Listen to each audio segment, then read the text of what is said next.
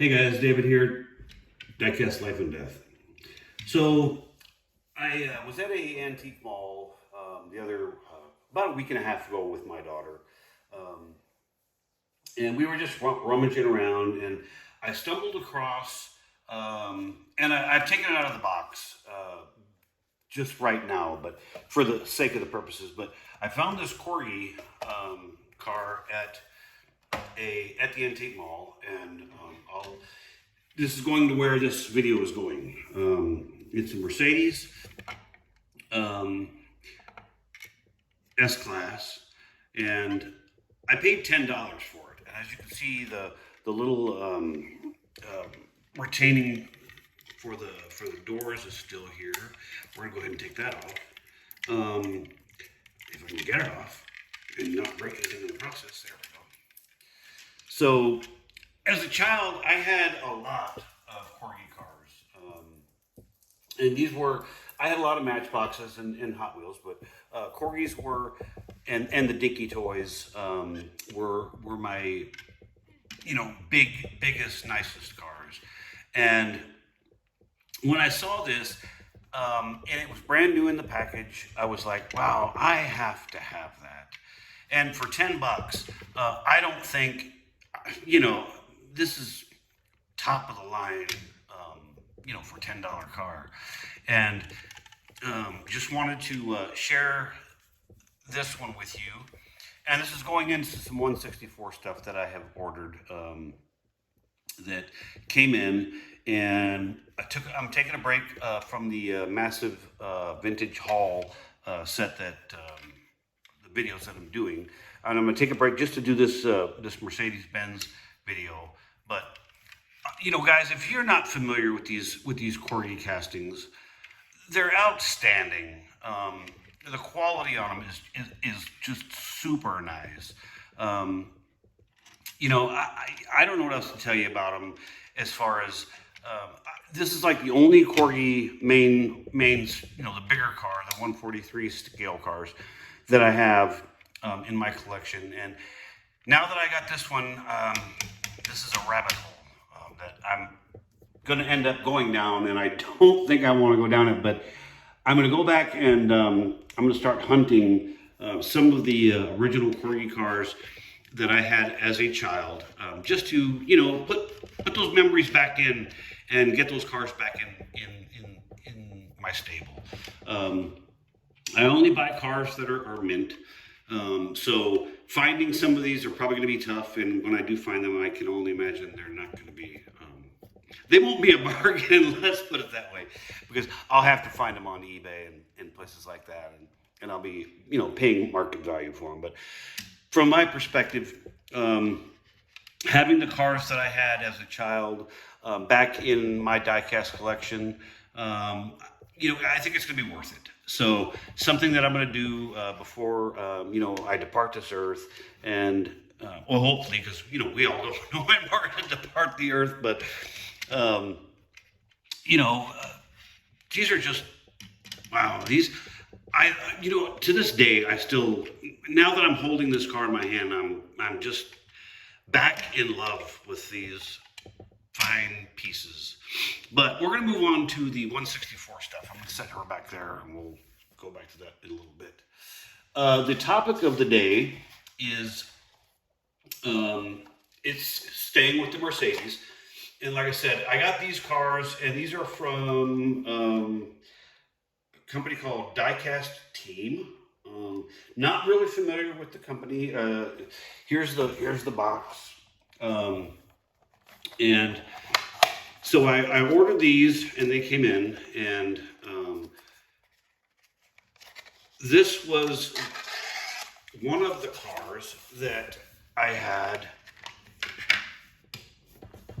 as a full-sized one of these.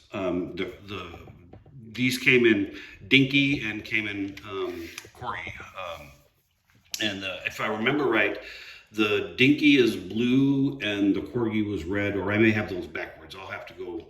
Don't hold me to that. But this is a Mercedes 600 series Pullman limousine, and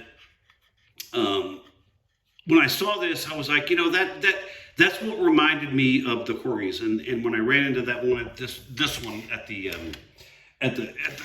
antique store, I was like, well, you know, I have to have this. And this was a car that was basically people, you know, heads of state, dictators really loved these cars, but just a super neat little model. You know, great details on the inside, and you really can't see. You know, that's one bad thing about these videos is it's hard to share some of the details on these cars. But let me try and reach around here. So just a beautiful silver finish. You know, you what do they say? They're like Doritos. You can't just have one. Nope, you can't. You have to have two.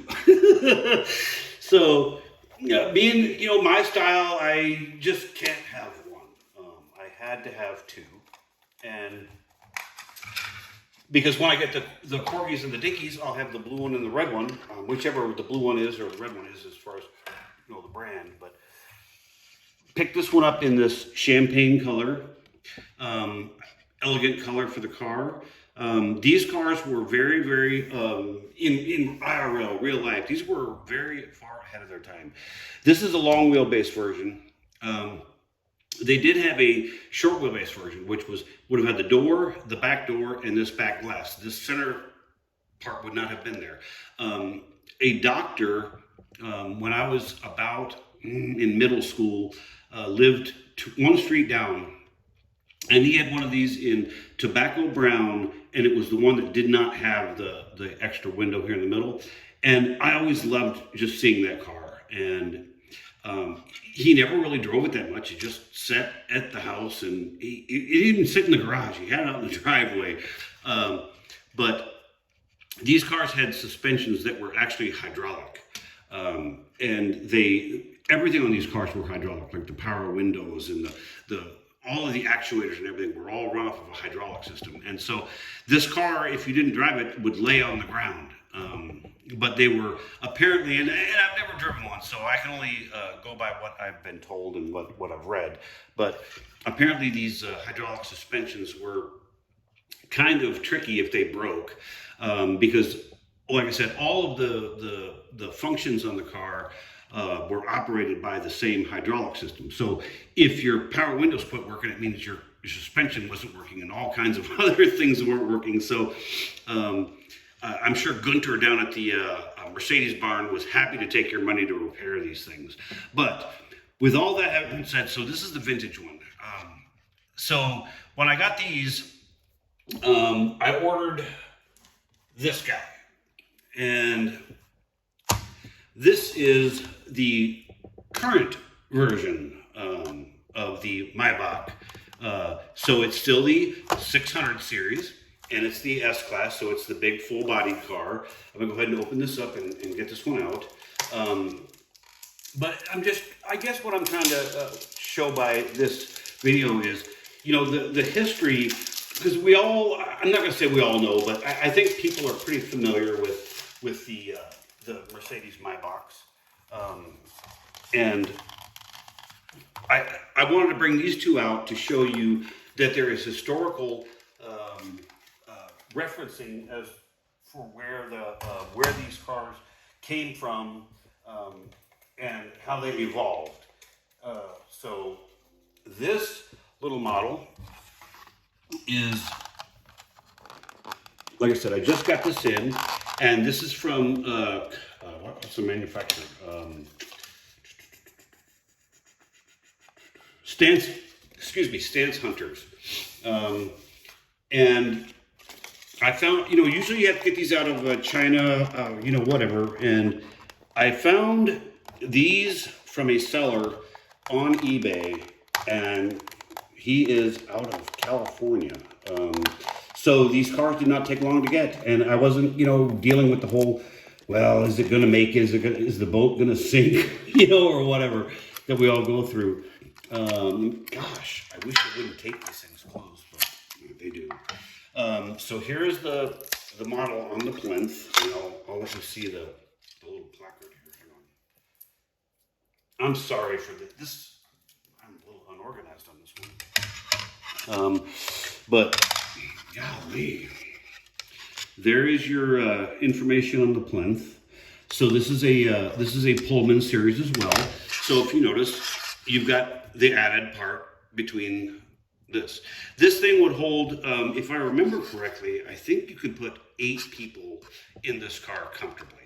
There's captain's chairs here in the rear, captain's chairs here, and there's even these little buddy seats that your assistants or whatever would ride in, and then you'd have your driver, and you could put somebody in there too. But these are beautiful little models, and I'm going to go ahead and take this off the plinth. Give me a second with the screwdriver. Hang on.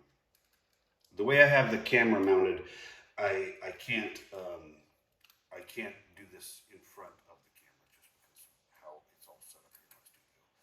So I see a lot of guys taking these cars off of the plinths on their videos, and I'm just astonished at how they get it done without knocking their camera. So let me get this thing off here. It's almost off. And then I got one more car to show you in this video, and there's a reason for showing that one as well. But absolutely beautiful little piece of jewelry in my hand. Look at the headlights. They are just amazing looking. The cream colored two-tone interior with the black and these are just amazing little pieces of art. And you know, why I like these big cars, I can't answer that other than the fact that I have memories of these in the larger Corgi scale and the Dinky scale when I was a child. And I guess when I saw these, it just brought a lot of memories back. And since I've been collecting as many cars and as many years as I have, I started thinking, why don't I go after those? So that is my next challenge, is to go find those cars and bring them back into the fold. But I wish you guys could see all of the detail in this car. These are just, and the wheels, just the wheels. These things are stunning and worth every penny, in my opinion. They weren't overly expensive. They weren't, 79-cent cars, but hey. So the other one that I got is also from the same company as Stan's Hunters, and I bought it because it represents the, get rid of that. This car is the road-going version, with not being the Pullman limousine style. I don't know what the history of the word Pullman is, because I mean, if you go back to the locomotive days, they had Pullman cars, which were I guess they were the high-end railroad cars that you could book, and they were like rolling apartments on the rails. And I don't know where that falls into the automobile and how that name got attributed to these, but that's just what they call them. They're called Pullmans. So just a little trivial fact for you, but or trivial fact. I don't think that was a fact. I think it was, but there are Pullman railroad cars, at least, and I think those were just the real high class passenger private rail cars.